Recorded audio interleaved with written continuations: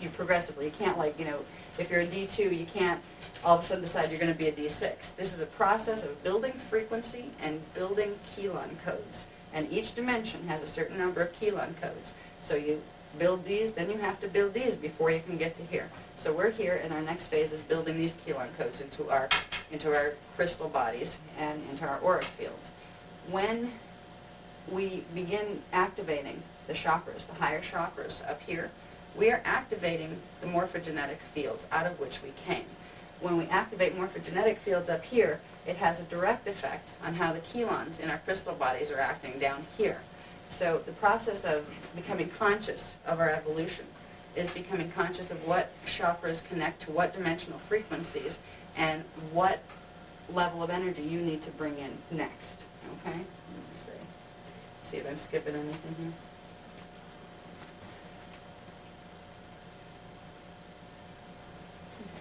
All right, I said this, but I'm going to say it again. In this 15-dimensional scale, the dimensions 1 through 7 in our Particum universe are made of Particum particles. The morphogenetic fields of 9 through 15 are made of Particae particles. Okay, that's going to be important in understanding what it is we're trying to do when we're consciously evolving. Okay, because basically we need to transmute our Particum particles into Particae units of pure consciousness, which would look like light if we saw them. So we're changing our dense matter into light, if you want to look at it in a simple term. But it's really, we're changing our Particum units back into the morphogenetic field Particae units. And we do that by incorporating the pattern of our double. All right, so here's where our double and our evolution goes hand in hand. We evolve at the same time because our energy fields are intimately connected. If you remember the Particae unit that was the original morphogenetic field, that was the original pattern that both we and our double came out of. So to get back to that pattern, it puts you and the double back together. And that's, when we're talking back together, we're not talking about two bodies standing there and going zap. We're talking about the crystal body, the Kilon structure of our energetic grids. We are slowly, if we and our double are like this, we're slowly merging those grids into one identity and into one biology. And eventually, when that completely finishes, we're no longer in manifestation. Okay? There's a lot to that process. I'm going to cover some of the basics tonight. Okay, this parallel universe and our double, the auric field correspondences. Okay. Now, here we are in our Particum universe. We have dimensions 1 through 7, where we will evolve through, we're down here, we're going to evolve through having our soul body, which still has matter, but it's less dense. Okay, and these are our morphogenetic fields, our higher levels of identity. To assign levels of identity, you could look at 1, 2, and 3 as our incarnate self, 4, 5, and 6 as our soul self. 7, 8, and 9 would be our oversoul. 10, 11, and 12 would be our avatar level of identity, and completely out of form, out of matter form. And 13, 14, and 15 would be the rishi. They call them solar rishi because they're like big flaming balls of light. So this is our basic path of evolution, where we're growing in consciousness and evolving. Now, over here in the parallel 15-dimensional matrix, okay, the numbers, if you're going to look at, use these diagrams to conceptualize what is taking place. It runs the opposite way. And again, there's correspondences. Our D1 corresponds with their D15, etc. If our physical being is taking place between 1 and 7, and so is theirs, and these dimensions are overlapped and taking place in the same place, you come out with one of these, okay? Here's us, and here's our double. We're energetically linked, and the way it turns out is this area here, which would be the morphogenetic field for the double, that's this area down here. That becomes our auric field, okay? The auric field that, psychics see around us and everything, what we are seeing is the higher identity aspect, the morphogenetic field of our double. And our morphogenetic fields here are the auric field of our double. And as we, it's hard to describe a little bit. I don't have, I don't have it down as in pictures as much as I would like to, but I'll try to describe this process because it is complicated. And if people are going like, what is this? I will try to explain this as best as I can. Okay, so we have our auric field down here. And this is where this is going to come in handy. All right? Here's our auric field. If we were looking at just ourselves, I don't know if you can see this or not. You want me to hold this up? Okay. We have the basic 7 levels of our auric field, and there's some very good books on this. You don't need to listen to me to learn about this. Okay, there's a lot of very good books about that.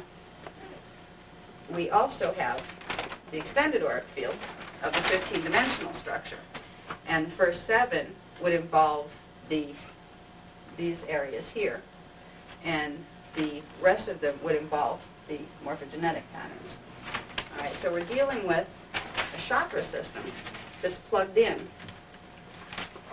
to the auric fields and also to each of the dimensions. You could take this little onion-looking thing and plug it right into here, where the levels would correspond with dimensions 1 through 7. Right, you're pulling in frequency.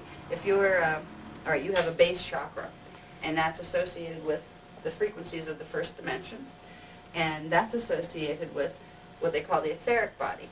That, if psychics can usually see it, it's a little bluish-grayish haze that you can see running along your physical body. Now, your auric field in general has layers to it. First you have your etheric body, then you have a little further out your emotional body, then your mental body. Now, each of these levels of the auric field corresponds with a chakra in the physical body. You know, the first base chakra with the first, etc., all the way up to 7. All right, so this is this area. Now, what most people don't realize is that area of energy around us, called the aura, is actually the morphogenetic patterns of our double.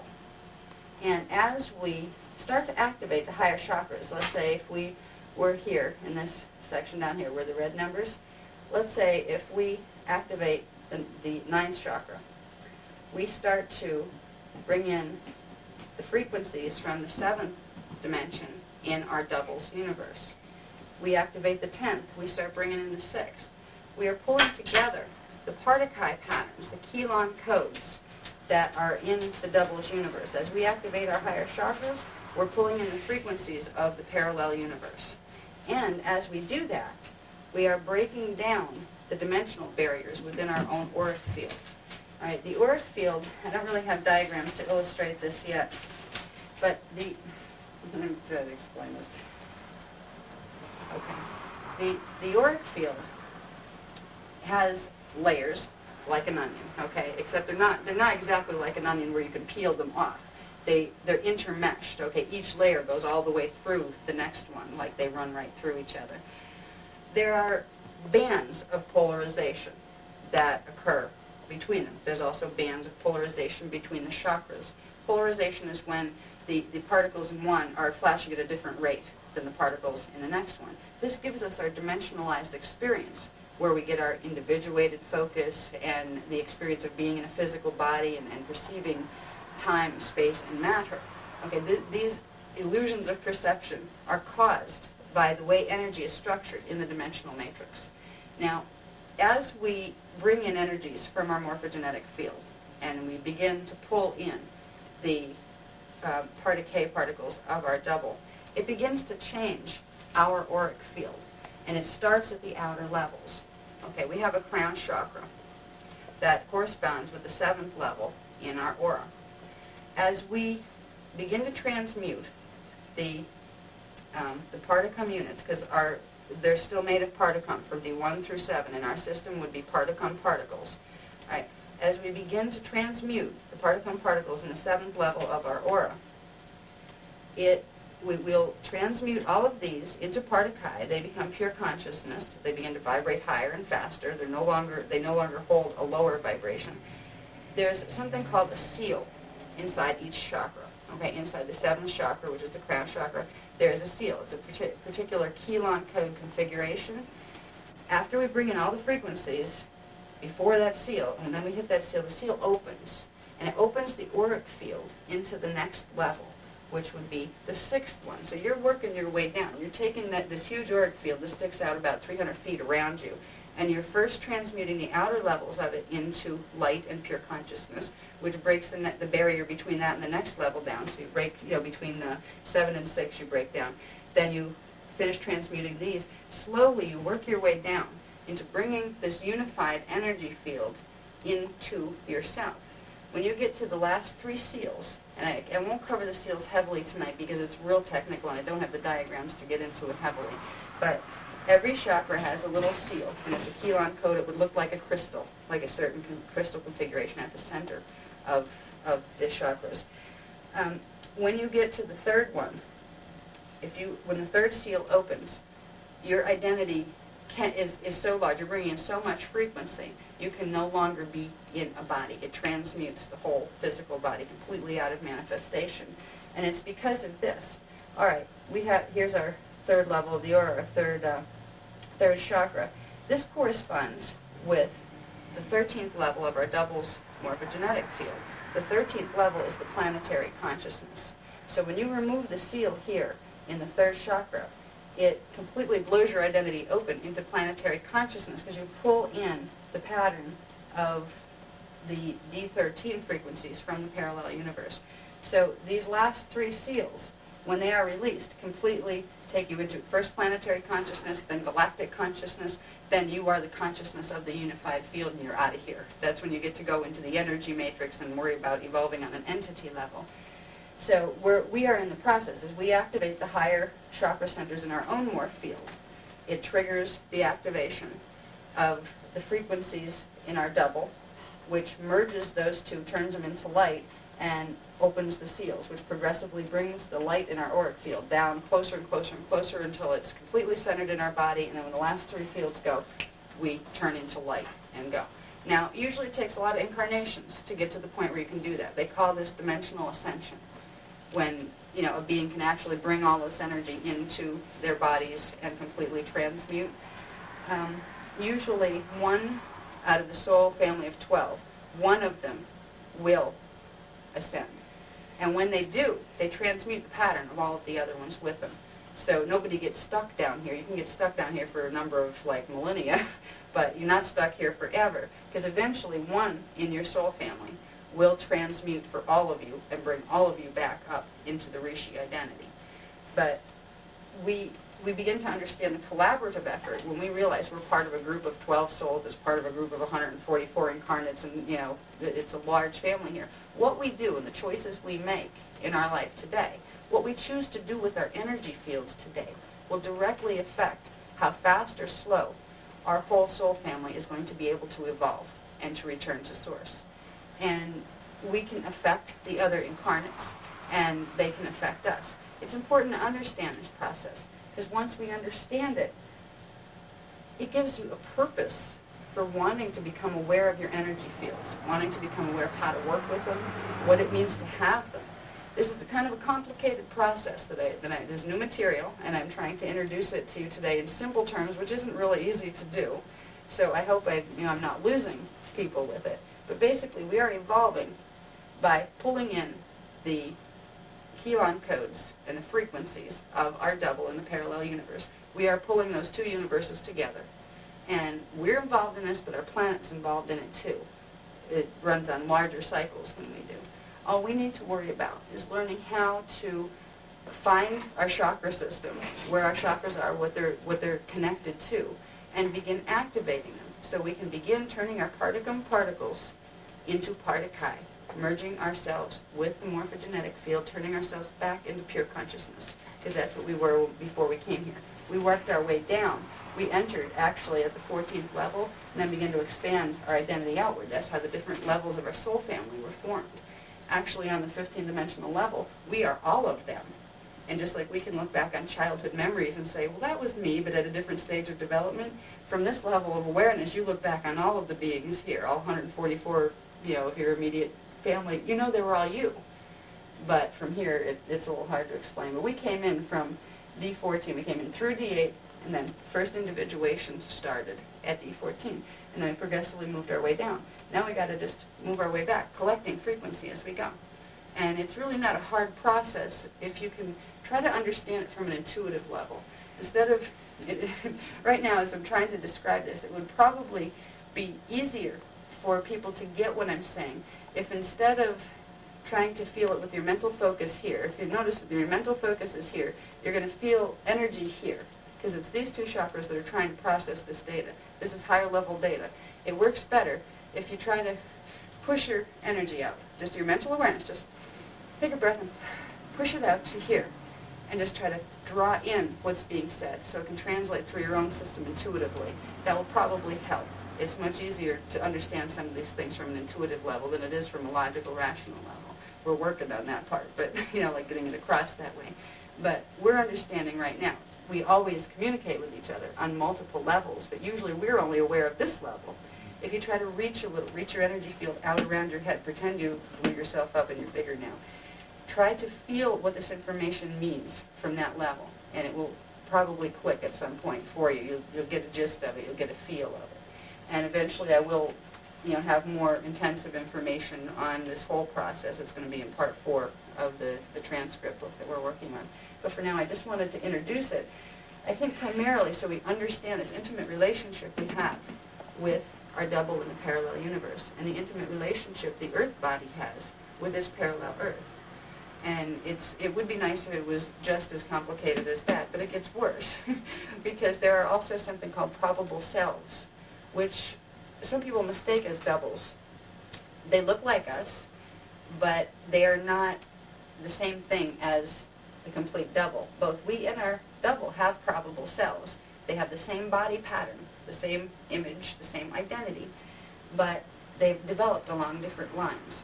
And the probable selves emerge out of our free will. Actually, we have the ability to make choices other than what the original choices were when we as souls chose to incarnate here.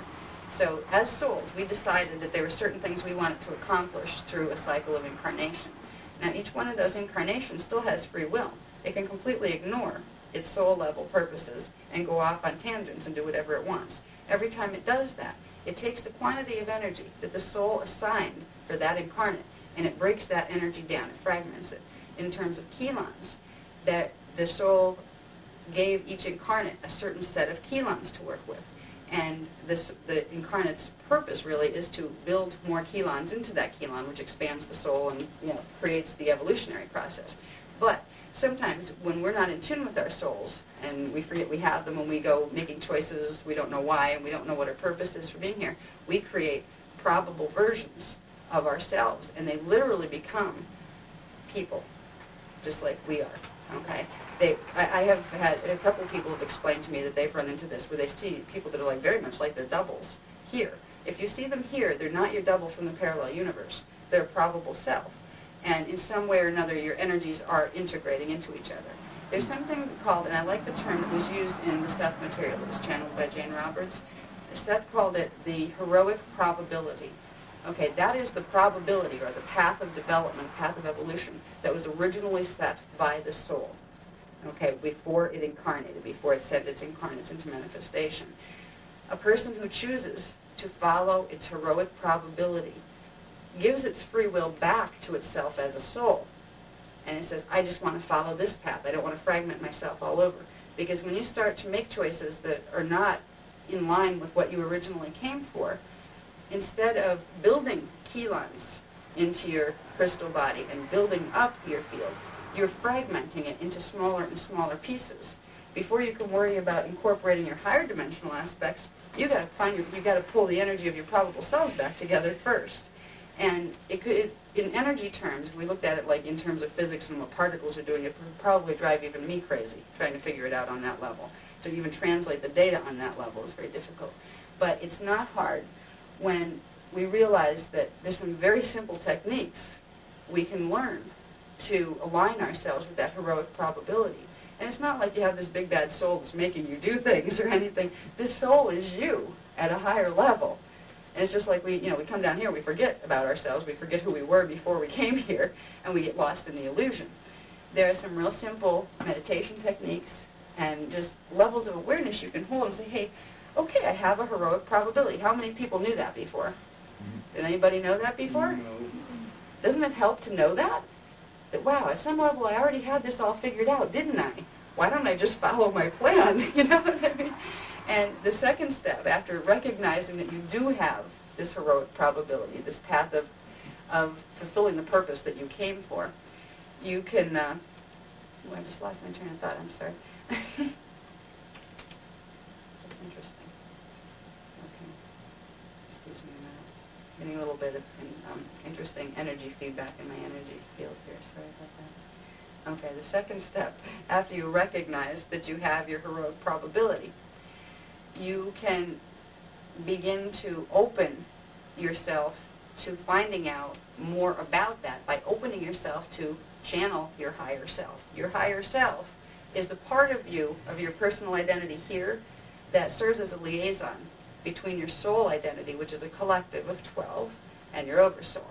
So you can begin to work with energy here, with your mind, learn to use your mind in certain ways, learn to use your focus and to direct it through your chakras in certain ways, to teach yourself new tricks on a mental level so you can receive data directly from your soul matrix.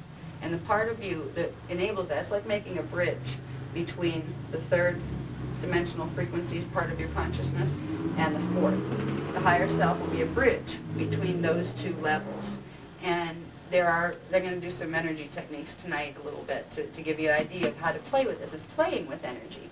You know, we all take it so seriously because it is important, but we need to be able to loosen up and trust. We do have this level of our identity called the soul, and even more beyond that. But what we need to worry about now is establishing a conscious relationship with that part of ourselves, creating this higher self aspect of our mental identity here that says, okay, I remember I have a soul, and I want to know what my soul is telling me now. Yeah, it will give you a sense of guidance that you cannot find anywhere in the outside world. No religious authority or scientific authority is going to be able to give you the level of guidance you will be able to find once you tap into that part of your own self. And most people don't even think about doing it because a lot of people don't even realize we have a soul, or they think the soul is something separate from us, or it's this like abstract concept. It's not. It's a legitimate portion of our identity. It's composed of particles like we are, but they're not as dense matter. And it's a level of ourself we have to remember. It's like being in a dream and forgetting you're there. It's like, oh, yeah, I do have a waking identity. Let me wake up. Well, we need to wake up back into the awareness that we were as souls. And that's where we'll get our guidance. So what I want to do tonight, like for the rest of tonight, instead of going over any more of the technical data, I would like to just do some energy exercises to start opening that process. Now, one of the neatest ones, and this is going to be a short one, I wanted to do a quick one because we did a kind of a longer meditation last time, and you kind of like, you know, everybody kind of fades off. Some people fall asleep and it gets tiring. We just want to give you a real quick one. It's called the Blue Flame Meditation. And finally told me what this is doing, Patty. I was like, okay, we've been doing this for years. What is it doing? Okay, the Blue Flame Meditation is a mental visualization exercise that we can use to help begin preparing our chakra system here and our energy fields and our body to receive the energies from the higher dimensions, from the morphogenetic patterns, from the higher chakras. Okay, what it does, when we visualize the blue flame, that is a translation of into visual imagery of the frequencies of the fifth dimension. Right, the fifth dimension holds a part of our energy system, a part of our auric field called the etheric template. The etheric template sets the pattern for our etheric body, which is the one that's closest to the skin. And that sets the template for our DNA and how that's going to run. So when you merge the fifth dimensional etheric template into the physical body, you are bringing the center of the soul consciousness down into embodiment. So it's an easy exercise just to help you bring in and get focused into your body, the soul identity. Okay, and it's very easy. When they first taught me this, I imagined a gas flame. You know how it's blue? Mm-hmm. That helped a lot. And then I turned it even more intense. In fact, that picture right there, this I'm going to bring on so you can see it in the video. This was when I first started using this technique, some of the experiences I had with it. I don't know if you could see this with the video. This is kind of the coloring that I saw when they showed me what the blue flame looked like. It's like even more intense than a gas flame. Mm-hmm. And we're basically going to breathe it down into our chakra system. And we're first going to center it into our heart chakra, and then move it all the way down through the ground and into the center of the earth. And then we're going to feel ourselves standing in the middle of it, as if we're in the middle of blue flames. like that. And then we're just going to breathe. Because once you bring that in, when you're mentally directing this energy, you are bringing this energy down into your field, and it's coming into your auric field. You're bringing it from the 5th level down this way. And when you start to breathe in, you are breathing it into the cells. It is beginning the process of transmuting the particum units into higher level particum units. First, you have to translate them on that level before you can up-level them to the, to the morphogenetic fields. So it's a very good centering exercise. It's short, it's sweet, and if ever you need to just clear, where you want to make everything go away and you just need to escape because the world's really bothering you that day, it's very helpful to just go into this meditation, center yourself in the center of that blue flame, and let it heal you, because it will if you allow it. It'll adjust your whole energy template down here with its higher soul level version. It basically aligns you with your archetype. You could say like the perfect version of your body, the highest level of your body pattern. It will align you with that. Okay, so I would like to make the light a little more dim, if that's okay. For the meditation, it's kind of distracting. I don't want to step in front of you.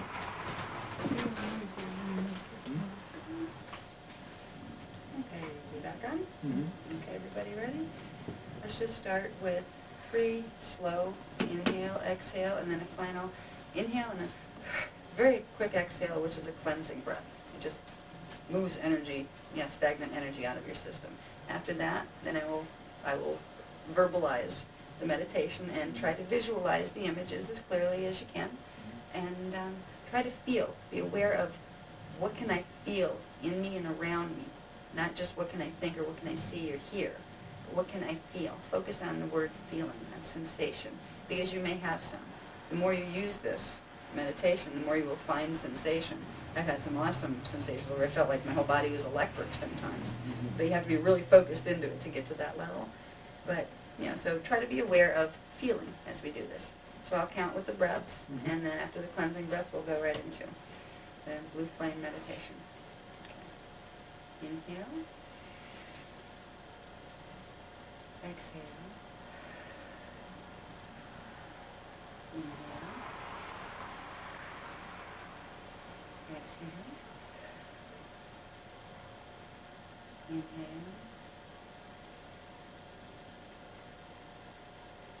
Exhale.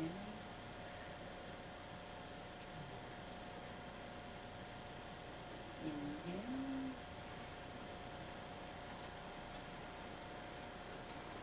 Exhale quickly.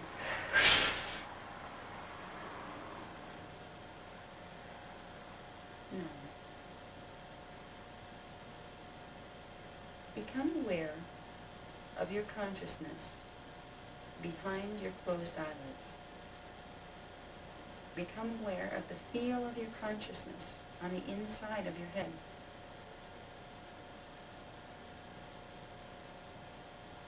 Imagine in the space right between your eyebrows, but on the inside. Imagine that you see a point of light there, and focus your consciousness upon that point of light.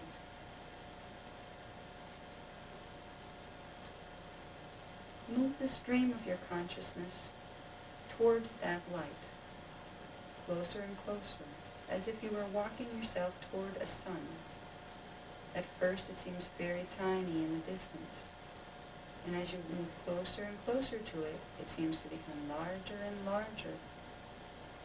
Imagine yourself as consciousness moving toward the spot of light on the inside of your head, between your eyebrows, until you are standing before a blazing sun, and your consciousness is just a small unit of awareness compared to the size of this blazing light.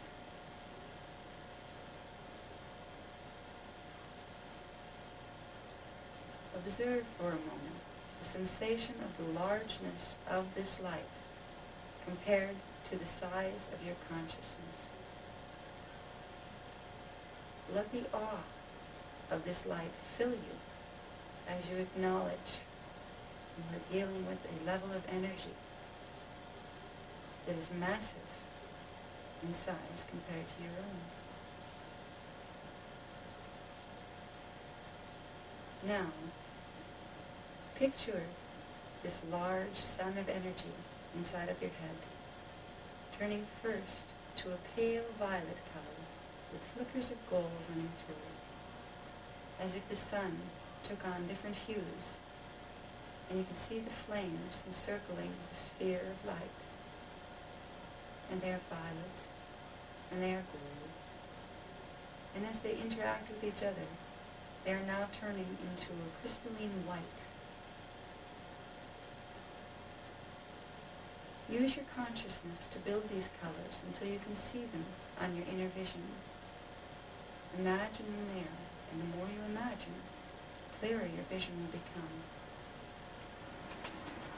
When you observe the golden and violet flames merging to form white, and you see more whiteness covering your sphere of energy that is in your head, it is time to merge yourself with this sun. The smallness of your consciousness as it was will now enter into that massive ball of energy and light. You will become that ball of energy and light. You are no longer small. You have expanded now. You have walked into the white light of the sphere within your head. Breathe for a moment as you see yourself standing within this glowing sphere of white energy. Feel the white light moving through you from all directions. Feel it tingle like electricity running through your cells. It will feel as if you are nearly floating. Feel yourself becoming lighter and lighter, less dense, less heavy, as you are centered within this globe of glowing light within your head.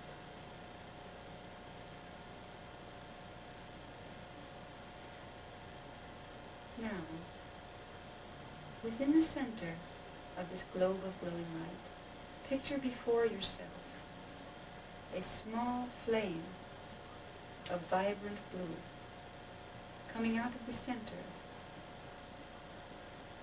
of this glowing ball.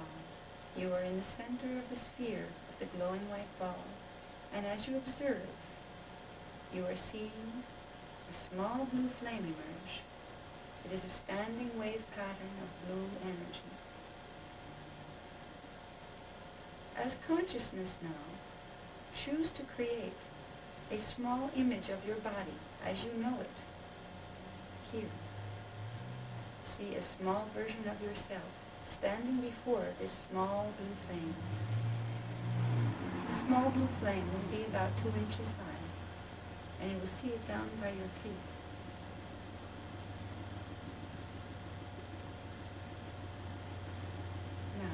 With your mind that is now focused within the small body, the little version of you within the globe of light. With your mind, direct that flame and request from it, from the consciousness of the flame, request, I call to the entity of the blue flame. You are calling the frequencies of the 5th dimension into your consciousness and into your body. Watch the entity of the blue flame come to life. The 2-inch flame now grows. It becomes 4, it becomes 6. And suddenly you find yourself standing before a 20-foot column of blue blazing glory. This is energy. This is consciousness. This is a portion of your soul's consciousness. The entity of the blue flame is the entity of your identity as a soul, and it knows you intimately. It is not strange to you, and once you remember this level of identity, you will know yourself as the blue flame. But for now, as we become reacquainted with ourselves, we are watching a 20-foot tall blue blazing glory before our eyes in our little body inside the sphere. Let us now step into that flame. The blue flame does not burn. In fact, it is so hot that it actually feels cold when you enter your small body into it. Picture yourself now stepping in to the flame with no fear. You will not be harmed. You will be healed. First you put in one foot, and as you start to enter the flame, become aware of the feeling. Put your hand up and feel as your hand starts to enter. Feel the energy. For if you become involved in this visualization, you will be able to put out your physical hand, and you will begin to, in correspondence with your small body hand, you will be able to feel a sense of resistance and fuzzy vibration as your little body hand goes through into the blue flame. It is important to become used to connecting the movements of the physical body here with the movements of the little body that you are visualizing in multidimensional energy exchanges. So as you are moving into the blue flame in your visualization, put out your hand there and put it out here and feel. Begin to feel the fuzzy, warm chill of energy. It's warm, but it's cold. It's hard to describe in typical human terms. Now, you are going to put the other hand outward and touch the blue flame that you are getting ready to step into fully. Feel the vibration of the blue flame before you in your little body. Feel the vibration run through the physical hands in your physical body, where you are bringing in physical energy from the unified field of the fifth dimension in through your palms here in the physical, when you correspond the actions with the visualization with the physical actions. Now, we are touching the blue flame, the column of blue flame. Now, we can revert to visualizing this, but if you are home alone, you may want to actually try this physically, where you would physically stand up. And as you are visualizing your body moving into the blue flame, you would literally take a step in physical sense to where you would imagine that blue flame to be. So we will go now, since we are in a small room, we will not do that part. We'll go to our small body. We have pushed our hands all the way in to the blue flame. And now we are going to take the first step, and we are going to take the second step, until we are standing inside of the blue flame. Once you are inside of the blue flame, breathe deeply and slowly. Tell your body that it is time to adopt the soul breathing rhythm, and this may change the normal breathing rhythm of your body. It may slow it down. Say, I will breathe the soul breath now, and allow the adjustments to happen, for your soul will make those adjustments for you. And breathe several times while in the blue flame. We will just do it once or twice now, but if you use this exercise at home, breathe as many times as feels appropriate to you for each meditation that you do, because it may change from time to time.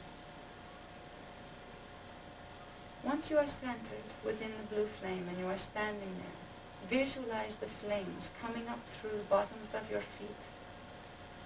See the little cells in your body, each one of them, having a blue flame burst into the center of the nucleus of the cells.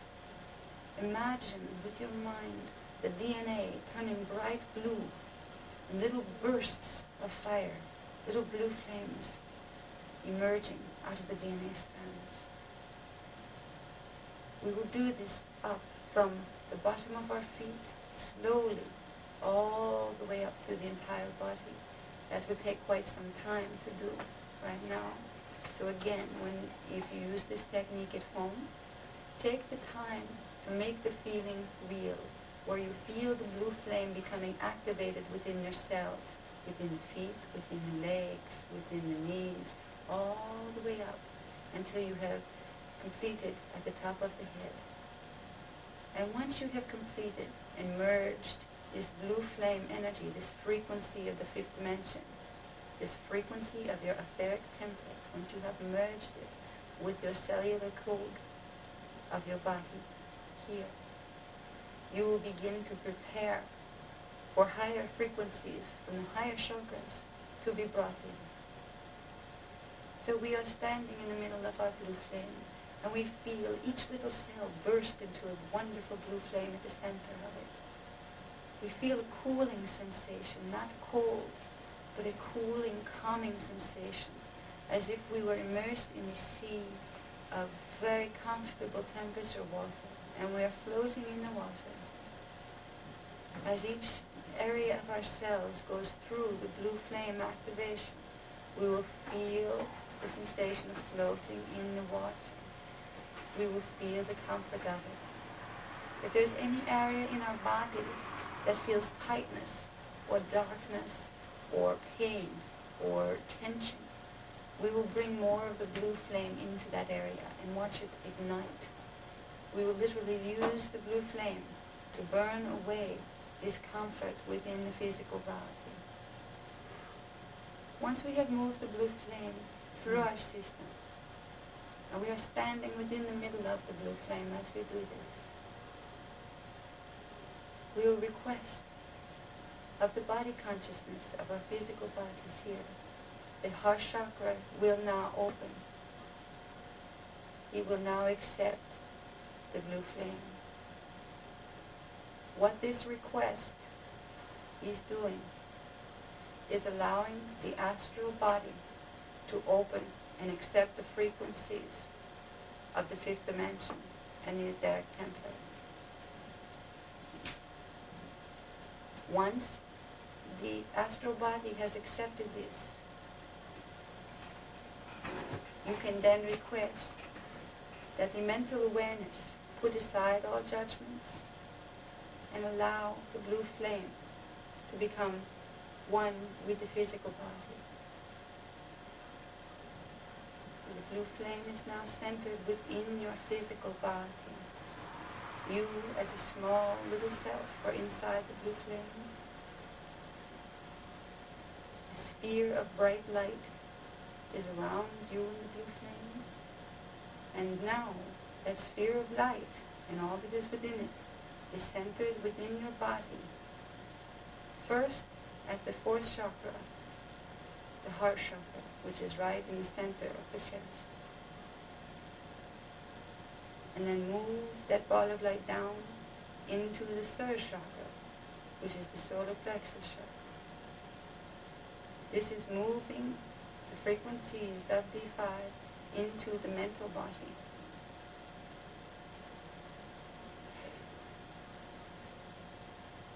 You will now move it down one more to the second chakra, which is the sacral chakra.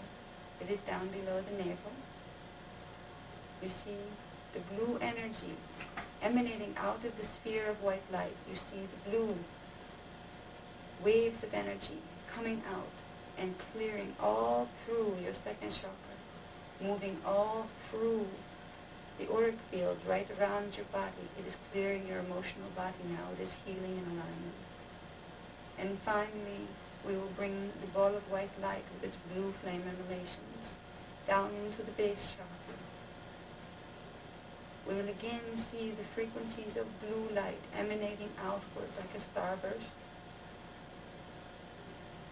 We will feel our physical cells responding to the magnetic pull of our etheric template. We are being pulled into alignment with the ideal pattern for our body and our energy. We will now see the blue flame engulf us in the physical body. Use your mind and imagine and visualize the flame around you, surrounding you as a huge pillar of light. Feel the kinetic energy as it jumps near your skin. For if you focus heavily into this visualization, you will feel physical response. You will feel the hairs on your arms rising perhaps, or you'll feel tingling or coldness or warmness or numbness. You will feel something if you continue to work with the blue flame visual. Once you have centered yourself in the physical within the blue flame,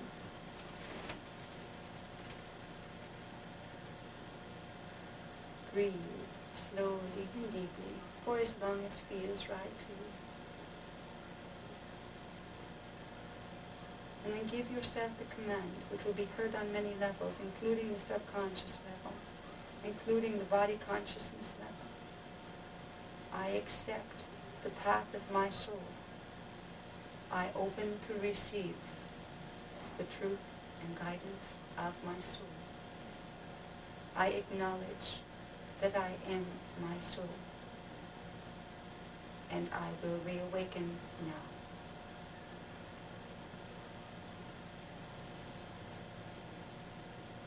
At times when you use this meditation, and if you focus within the energies very severely, you may lose consciousness briefly at that point. You may find yourself what appears to have fallen asleep. But what is really happening is there is a linking taking place between the three-dimensional part of your awareness and the fifth-dimensional part of your awareness. As you use the meditation more, you will not get a tired feeling or feel like you're losing focus. You will become able to focus more and more. An image to hold. Once you train your subconscious mind and your body to know the basic, you can do a slower version or a longer version or a shorter version of this exercise. But once you bring in this pattern of bringing the blue flame into the body, you can instantly recall that sensation and create the same energy effect. After about 3 weeks of practice, you will be able to simply close your eyes, visualize a blue flame around you, and create the same energy effect that it took you 45 minutes to do before.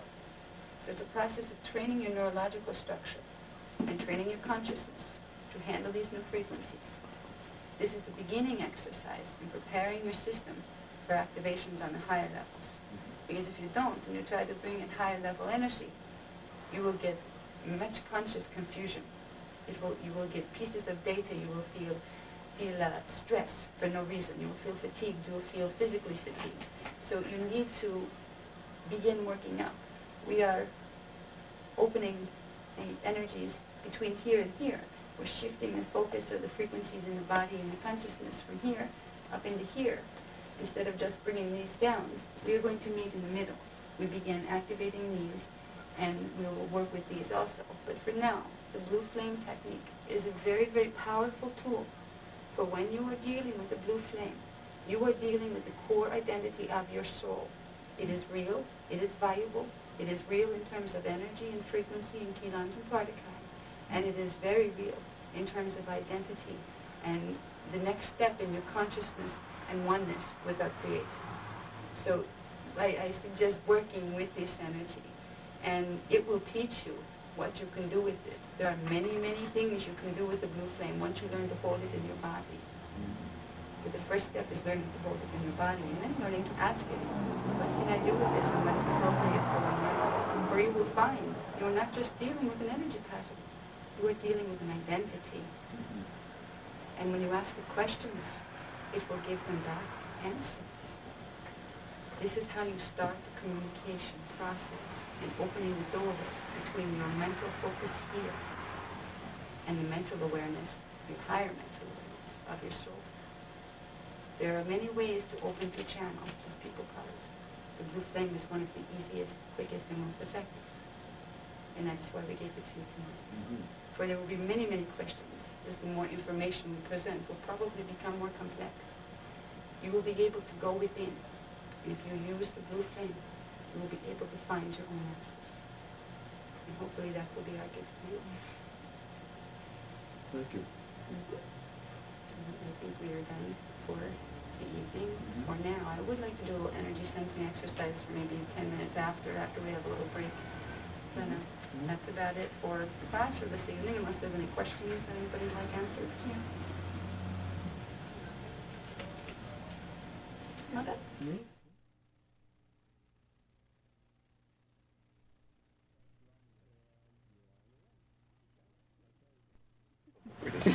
Well, thank you all for being here tonight, and I'd like to welcome the new people to the class who haven't been here before. And this is the third class in a series of, we're not sure how many yet, probably about 4. We're going to try to keep it simple. Just for a really quick rundown for the new people, in the first class we introduced something called the science of Kilanta, and we got into the primary elements of Kilanta. That information and the video for that is available if you are interested. In the second class, we got into a little bit broader spectrum of the structure of the cosmic matrix, which is the basic energy structure within which our universe and all universes reside within the cosmos. We got into that a bit and what that means in terms of our evolution as individuals and as a collective, as a species. In this class, the third, what I would like to do is kind of pick up where we left off with the cosmic matrix. I'll cover that just a little bit for the people who have missed it, and I'm going to elaborate on that. Tonight, I would like to talk about where we came from.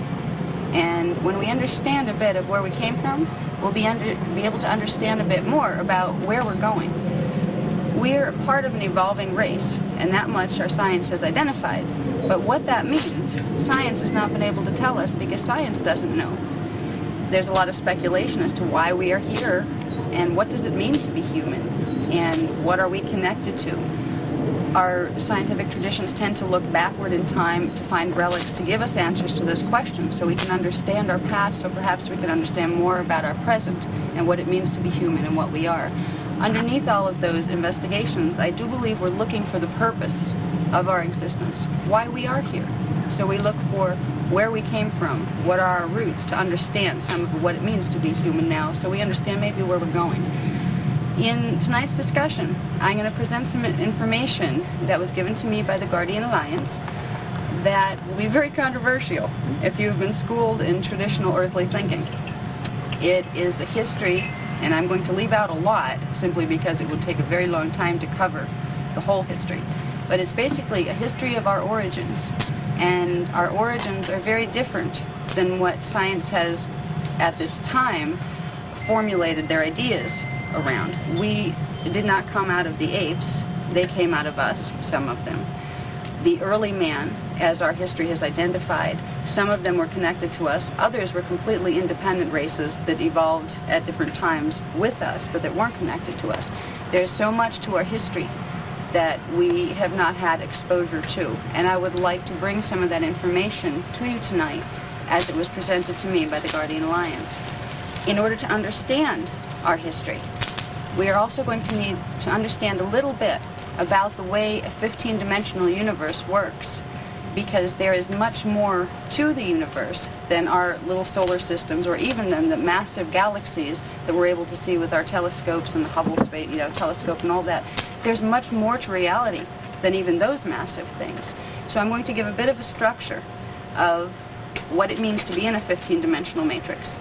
And then I am going to show you where our basic genetic pattern came from. And I hope I'm able to convey this information to you in a way that somehow, at least intuitively, I can pass on the meaning of this. There is a meaning within understanding these things through which our whole self-concept of a race is redefined. There's a part of ourselves that has been lost for centuries and centuries that has been completely unavailable to us, but intuitively we have sensed a longing for and a lack of. When I was presented with this information by the Guardian Alliance, something opened up in me, and it knew that this was true, and it reconnected me as an individual to the universe. And I was able to find a greater love for our species because I saw its place within the greater scheme of things. We were a grand species once. We were not apes. And to understand this, I hope I can convey somehow through what I discussed this evening, the beauty and the meaning of what it means to be human. And also, once we understand that, where we have come from, we will begin to understand what is our process of evolution, where we are going. Because it is not just that we got this far and we happen to evolve to this place and there's really no direction. Evolution is not aimless. There is a purpose, there is an agenda, there are probable versions of what any species can evolve into. But there is also a primary version of what a species was intended to become. And if we can understand that, perhaps for the first time in at least the last 10,000 years, if we can grasp what we were a part of and what we were evolving toward to become, it can really change the way we feel about ourselves and our race, and we can take an active hand in trying to reach that potential more quickly, because we do have a choice in how quickly we will or will not evolve.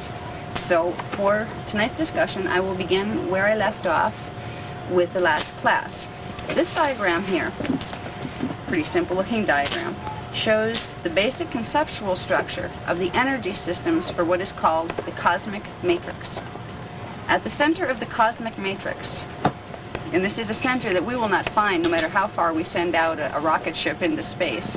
There's multi-levels of dimensions to go through before you could ever find the center. But there is a center to the cosmos. It is called the Unisci, using the Guardian's terms. It doesn't really matter what you call it. All of our religions have taught us about this using the concept of God, because it is not just an energy source through which the whole universe is continually and perpetually fed energy. It is a source of intelligent identity as well. It is energy identity. And everything in the universe is composed of portions of identity out of the Unisci. We are all composed of particles that are conscious units of the Unisci, which means we are all composed of particles of the consciousness of God. And that alone, for me, was a very moving concept. And it's very true. This is where science and religion comes together.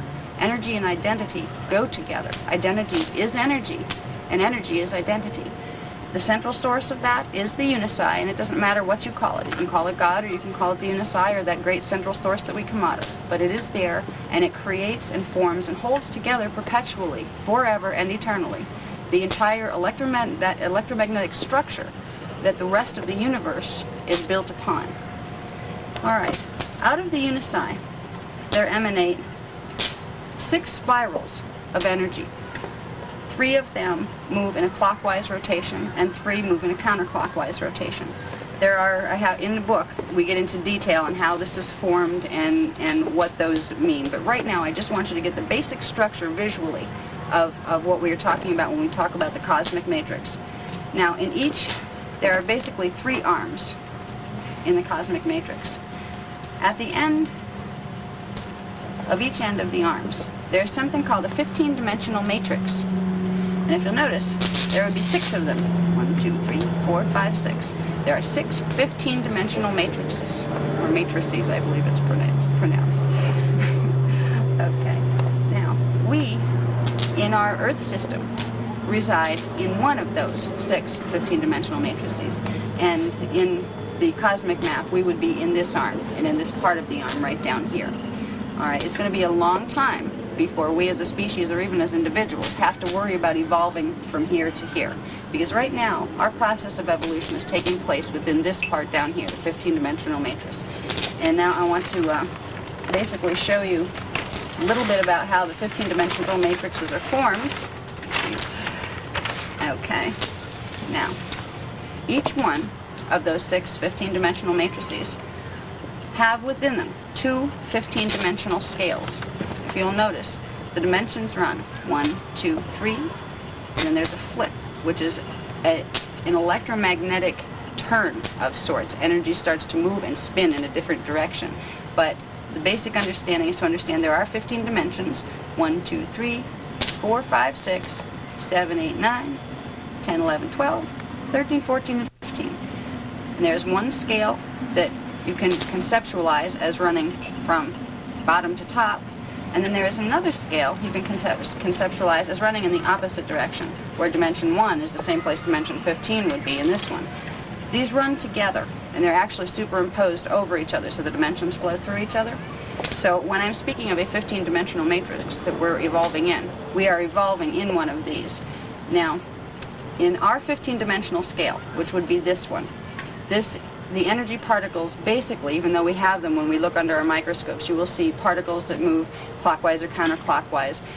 The general flow of the microparticles in our system moves counterclockwise, while in the parallel system move clockwise. So you have 2 counter-rotating 15-dimensional scales superimposed within each other. Right now, in our 15-dimensional scale, we are right around in the 3rd dimension. But there's really more to it. That's where our consciousness is stationed as individuals. We are focusing in and perceiving through 3-dimensional perception. And I'll explain a little bit more about what that means in terms of the dimensions below it, because it's more than just 3-dimensional perception that we're seeing when we look out here. Okay, so I just want you to understand the basic layout of what a 15-dimensional matrix is. Now, This was material that I covered before. Now we're going to go into a bit new material. If I can do this without knocking down the light. There we go. Okay. My discussion tonight is going to get into where we came from, where we're going as a race. All right. Here again is our 15-dimensional scale within our 15-dimensional matrix. Okay. In the 15-dimensional scale, there are something called harmonic universes. A harmonic universe is formed by 3-dimensional bands and how they relate to each other. And in between every set of 3-dimensional bands, there's something called a repulsion zone, which is an area of magnetism that literally forces the dimensions away from each other. So each harmonic universe will become a sort of spherical reality field that is separate from the one above it. They have a different rate of pulsation of particles. So even though they are taking place in the same space, individuals focused in one harmonic universe will not be able to perceive the activity or individuals focused in another one. And this is the basic structure of what we are living in here on planet Earth in the galaxy that we know. We are in something called the first harmonic universe. It is composed of dimensions 1, 2, and 3. Dimensions 4, 5, and 6, which are the ones that are the next up in the dimensional scale, they would represent our next stage of evolution. They represent the second harmonic universe. The third harmonic universe would be represented by the center, which is dimensions 7, 8, and 9. That is the harmonic universe that every one of our consciousness had to pass through in order to expand itself into the 15-dimensional matrix.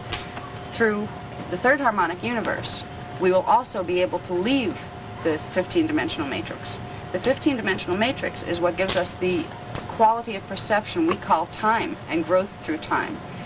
When we evolve through this scale and return through here, we enter a level of eternal existence that really can't even be described in time terms, in linear language. But it's a very beautiful place to be, and it is really the objective of all of our spiritual traditions. They have been trying to, in their conceptual way, lead us to the evolution through this scale and back through the center, through the third harmonic universe. Now, there is also the fourth harmonic universe here, which is composed of dimensions 10, 11, and 12. And then there's the final fifth harmonic universe, which is composed of dimensions 13, 14, and 15. So, for our discussion, we really just need to understand that there are 5 different harmonic universes within the 15-dimensional matrix that we're a part of. The only ones we really need to be concerned about now are the one we're in and the one we're going to be going to once we evolve beyond the one we're in. We are in the first harmonic universe. We are going to be going, as we evolve as a species, into the second harmonic universe. Now, in some of our traditions, we have stories of heaven, and this is what they are referring to. They are referring to a place that does exist, and it has matter, just like our world has matter, but the matter is less dense. We do have bodies there in the second harmonic universe. But our stories of heaven were trying to lead us to an understanding of how to get to the second harmonic universe. For it is much more beautiful there. Energy is much finer, consciousness is much clearer, beings are much more evolved, so we don't have the problems and the hurtful conditions that we often face here. It is a heaven compared to where we are now. All right, the harmonic universes also represent different time cycles, which means the particles that things and consciousness are composed of in those universes pulsate at different rates of speed compared to each other. In our universe, in our first harmonic universe, we are in what they call the Taran time cycle. That's the slowest moving, the slowest pulsating of the 5 harmonic universes. The next one, and as we evolve out of the Taran time cycles and move into the second harmonic universe, we will be evolving into a time cycle called the Andunk time cycle, which is the next fastest moving. And they progressively go up. The fifth one would be the fastest moving. So we actually progress from the slowest moving time cycles to the lower harmonic universes up to the top, and then we have to come back again, slow down again, to go back through the center. And that's really the process of the overall evolution. But right now all we need to worry about are the 2 time cycles, the Andunk time cycle that we are headed toward, and the Taran time cycle that we are in right now. The most important thing at this time, I believe, for us to understand about the relationship between those 2 harmonic universes is that our planet originally came from here. Earth came from here. And the planets in our solar system that we have identified, and there are 2 that we have not yet identified, they have all come out of a planet in a condition that happened to a planet in the second harmonic universe. There was about 560 trillion years ago, and the Guardians tell me this is the closest translation of time they can get. We are dealing with 2 different time cycles. It's very hard to translate amounts of time from one system in relation to the other, but in our time terms, in our time concepts, it would be about 560 trillion years ago. There was a planet formed within the second harmonic universe, and that planet's name was Terra. And Terra evolved for many, many millions and millions of years. Now, when we're dealing with the second harmonic universe and Terra, many, many of the visitors to our planet right now that you hear people talk about in like alien visitation and all of these kind of things, and some people don't think they're real because they can't imagine where they could come from. We know that they're not on Mars. We have, telescopes up there. We'd see them. Well, a lot of them, and most of them, are coming from the second harmonic universe. That's why you can send anything you want up in space to try to find life here. You're looking in the wrong harmonic universe, so you probably won't find it. You have to go into this harmonic universe to find it. So what happened a very long time ago on the planet called Terra, about 560 million years ago, there was a race of beings seated on this planet. The race was called the Turanicium, and they were a very, very special race. They were kind of like the babies of the universe. The Turanicium race was created by taking the genetic strains of all of the other type of beings that existed within all of the other dimensional systems and harmonic universes, taking them and splicing together the best of the best in order to form a super prototype. And what the beings who created us wanted to create was a species that could embody not only a soul, but an oversoul. It could embody the consciousness of 12 of the 15 dimensions. Most body forms, either here or in the second harmonic universe, can only embody within them a certain amount of energy identity. After a certain amount of energy identity is added in, the gene code can't tolerate anymore, and that's when the form would transmute and the consciousness would move into and evolve into a state of pure consciousness being, where it no longer needed a biology. The Turanicium race was created to be a living library for the 15-dimensional matrix. It would contain the gene codes of 12, within biology, it would contain 12 levels of dimensional systems. And there were contributors of, I think they said about several 100 million different species contributed gene code product to create this new species. This species was viewed as godlings. We were created to eventually become creator gods. And we were revered highly by those other extraterrestrial and second harmonic civilizations who wanted to see themselves be able to expand and evolve beyond their own potentials of their species. So we were created with a lot of high hopes. And the Turaniciums are who we originally were. And this is a surprise to most people, because most people don't even know the second harmonic universe exists.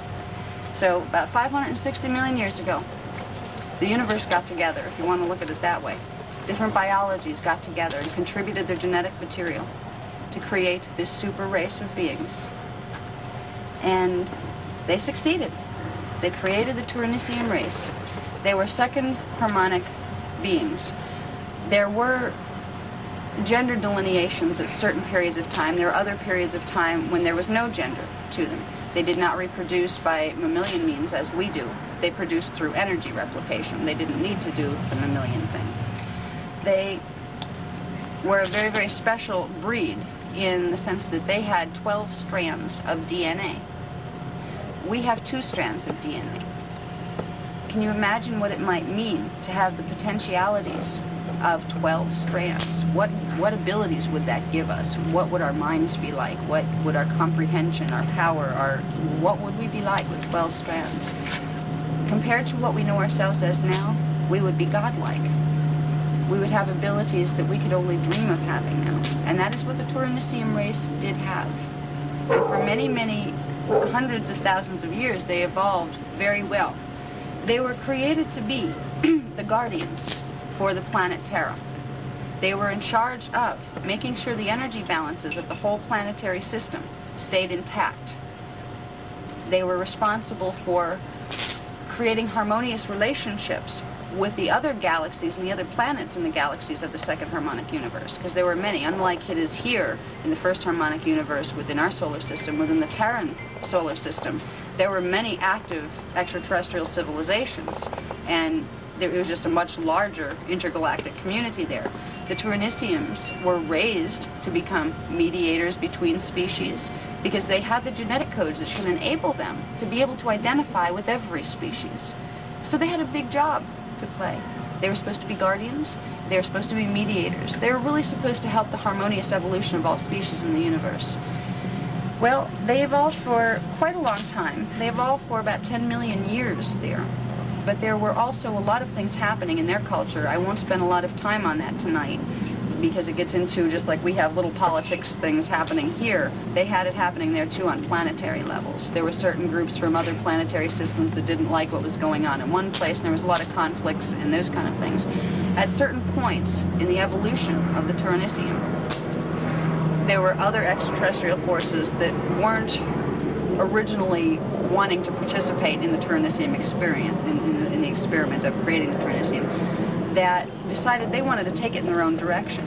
So they came and they interbred with some of them. They distorted the gene code of the original Turanicium. And because of that distortion, there was a certain clarity of consciousness that was lost by the Turanicium. Some of their race began to digress.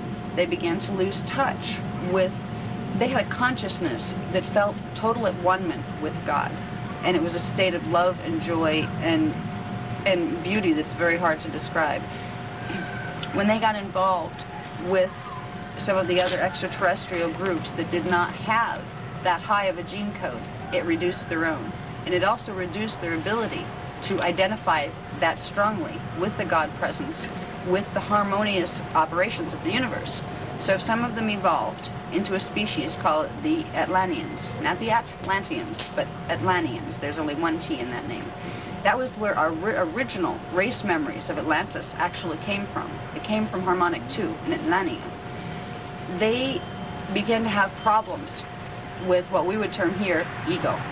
They began to see themselves as very powerful, and they began to see power as something not to be used just in love and in service to the universe, but as something that they could collect and use against other beings. There was a large group of them in power in the Atlantean civilization.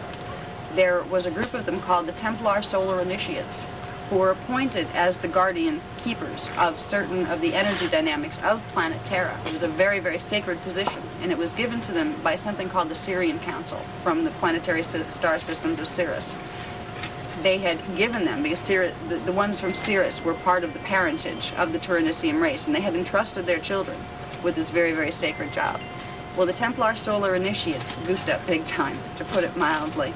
Our Atlantean memories, which we all have at some level, deep down in our gene code, are the memories of what the Turanicium did to Terra in their abuse of power. And what they did was they used certain crystalline technologies, which are chelantic technologies, as was discussed in some of the other classes that I gave. They used them in a way that caused implosions and then explosions within the energetic grid of planet Terra. Part of planet Terra, not the whole thing, but part of it broke off. Its energetic form dismantled instead of being together. When a planet or a being begins to dismantle itself energetically, that is the opposite of evolution. It is de-evolution. It is moving backwards and digressing into something less than what it was, rather than evolving into something that it was supposed to become. Can you stop and fix that? You want to stop? It's okay. Go ahead. Well, it's blinding us now. Blinding you? I'll take a break and fix the light. Okay. Okay. All right. We were discussing before our short break there how the Turanicium race from the second harmonic universe began to digress and abuse power, and how because of that abuse of power that the planet Terra underwent a tragedy where a part of its substance was literally blown apart. Now, where did that substance go? It left the second harmonic universe it dismantled itself in energy terms, and it fell in vibration. It fell in speed. Its particles began to pulse slower. It ended up in the first harmonic universe. The fragments of Terra became our solar system. And there are 12 planets. One of them imploded a long time ago. It was called Maldak. And we have an asteroid belt now, I believe, where that once was. There's another planet that hasn't been discovered yet, and it's called Nibiru. And that's considered basically the 12th planet. And the sun is also considered a planet. So when the fragment came off of Terra from the second harmonic universe, it came into the first harmonic universe, and it created our Big Bang. The numbers are a bit off as far as where our scientists think the Big Bang occurred. It did occur, but not exactly for the reasons they think. And the planet existed before that Big Bang occurred. But what we are calling our solar system and the planets here were actually part of the planet Terra from the second harmonic universe. So our universe came into being this way, our solar system came into being this way, not our galaxy, just our solar system. The souls of the people who were on that portion of Terra when it exploded and disintegrated, they were killed. But when their bodies are killed, where does their consciousness go? Because they were part of an explosion, the energy structures, what we call Partychite grids, of their bodies and of their consciousness were also ripped apart. They dropped in vibration. They also ended up down here in the first harmonic universe. And if it were not for what was attempted and succeeded after that occurrence, those souls would have become part of what's called the unified field of energy within dimensions 1, 2, and 3. They would have become the firmament and the substance that other species would evolve with and through, rather than retaining a sentient identity of their own. They would lose all complete orientation of consciousness as a Touranicium. And they would start their evolutionary process from a lower level than they originally started it in the first place. Because the evolutionary strain of the Touranicium did not start down here. It started in the second harmonic universe. They were thrown all the way back down to the first, and they would have had to start basically as subatomic particles that make up, basic matter substance here. In order to preserve the strain of the Touranicium, and also in order to salvage those souls, instead of making them begin again as something that they were intended to be much better than at the time, much higher level of evolution, there was an experiment tried, and it was called the Touranicium II experiment. Now I'll get into this a little bit in a minute. Just want to see if I'm jumping ahead a little, because I think I might be. We'll go back real quick to the Touraniciums from Terra, the Touranicium I experiment. These are some of the genetic contributors to the race. From harmonic 3, which is the 7, 8, and 9, there are something called the Lyrans. Now, they're in a state of being that is not physical as we know physical. It's almost plasmoid, where it's kind of like a gaseous, liquidous type substance, but they are fully conscious and sentient, even much more than we are, yet is not a type of physical existence that we would identify as physical. Well, the harmonic 3 Lyrans were basically the founders. They came up with the idea for the whole Touranicium experiment, and they are the ones that kind of motivated other beings within the universal structures and within the other harmonic universes to participate in this experience. And they served as overseers for the Touranicium of harmonic 2. Now, in harmonic 2, there were many different populations on different planets there. They used names that we are familiar with here to give us an idea of the orientation of how, when we see a star system up here in our skies, there's a consciousness affiliated with that, and it has a connection to a series of planets and consciousness within the second harmonic universe. So they use names that are familiar to us, like the Sirian star system, the Pleiades. Those are our names. They use them so we understand the connection. All right, so in harmonic 2, in D4, 5, and 6, there were also Sirian beings, what would be considered consciousness that are connected to our planets, our Sirian planetary systems. They were called Anunnaki. The Anunnaki were part of the genetic contributors to the Tournissium race. They were also part of the teachers and overseers for the Tournissium until they evolved to become sentient and, adult in their own right. So we had a very strong, as Tournissium, we had a very strong relationship with the Sirian Anunnaki in the second harmonic universe. The Pleiadians were also part of the genetic contributors to our Tournissium race. The Lyran Elohim were also part of it, and the Elohim appear in our biblical stories. They are beings. They are of an extraterrestrial nature. They came out of the Harmonic 3 Lyran founders. They're one of the first forms created in Harmonic 2 by the Lyran founders, and they are very godlike compared to even the Tournissians. They contributed quite a bit to our genetic makeup. So they had a very vested interest in how our species evolved. You have a question? No, I just want to make a point there. The Elohim in Hebrew literally means those who came from above. Does it? Yeah. That's where his translation is. Right. Okay, so we are directly genetically related to the Elohim. There were also beings in Harmonic 2 from what we would consider the Orion Vega star systems. They contributed genetic material. Also from the Andromeda, the Arcturan, and many others. There are many other systems we don't even have names for to compare to what they have there. But we have many, many genetic contributors. But these are some of the main ones. And why they want us to understand that, they want us to understand that when we look up into the sky, and when we see our stars and see our Pleiadian clusters and our Sirian planets, there is a direct energetic relationship to the consciousness that exists on those planets in the second harmonic and our gene code. We are basically an extraterrestrial gene code. And that is very amazing to many people because we're taught to believe that extraterrestrials don't exist. And when it comes down to that, it's saying we don't exist because we are the extraterrestrials. We just happen to be residing for the last many millions of years on planet Earth. It is important to understand our connection to the stars because it's not just a hypothetical thing. It's not just an astrology thing. It's a literal thing that's happening in our gene code. And a part of our genes, in the little tiny filaments that compose our genes, vibrate in the same way that certain of those star clusters in our skies vibrate. There's a direct energetic link, and it helps us to create a sense of home when we realize that. We start to feel really connected to the universe when you start to realize that part of your own self. And you can feel it. It's an intuitive thing, but you can feel it there once you start working with it. So these are some of the contributors to the Tournissium 1 gene code. Okay? And as I said before, they were created to embody the full oversoul. And we were supposed to hold the cellular memory records of 12 of the 15 dimensions. So we were created to be a pretty awesome guardian race. And that's kind of nice. It's a lot nicer to realize that than to think that, gee, we were apes and we grew up to be this for some reason.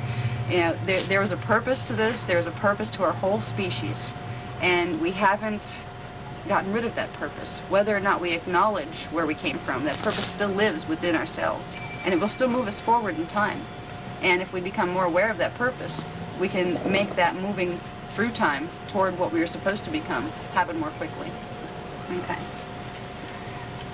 Okay, the Tournissium 1 race evolved on planet Terra in the second harmonic for about 10 million years.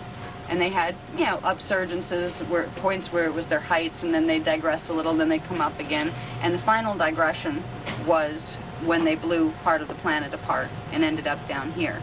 Basically, the ones that were left on the planet Terra were migrated to other planets because the planet was made uninhabitable. It went through pole reversal. It went through conditions, energetically speaking, that its climate, you could not live on a planet that had gone through what Terra had gone through at that time.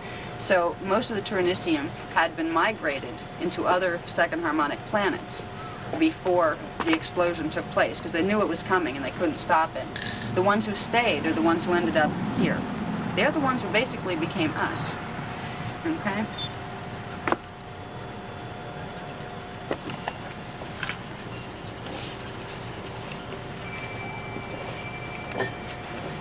Okay, and it was about 550 million years ago, I believe they said, that Terra went through this explosion, so 550 million years ago is really when the planets in our solar system entered this harmonic universe.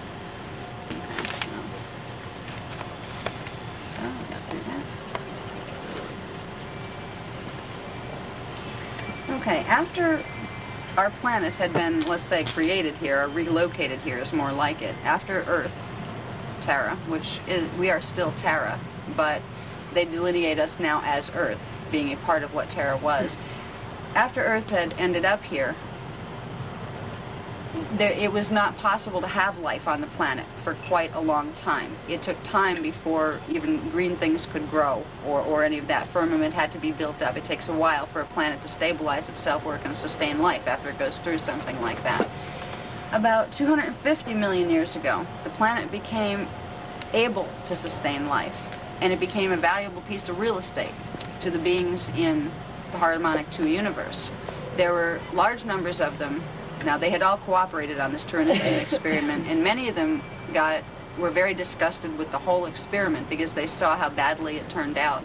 There were certain races that did not want to see this experiment go again. They did not want this race restarted because of all the trouble we'd caused in Harmonic 2.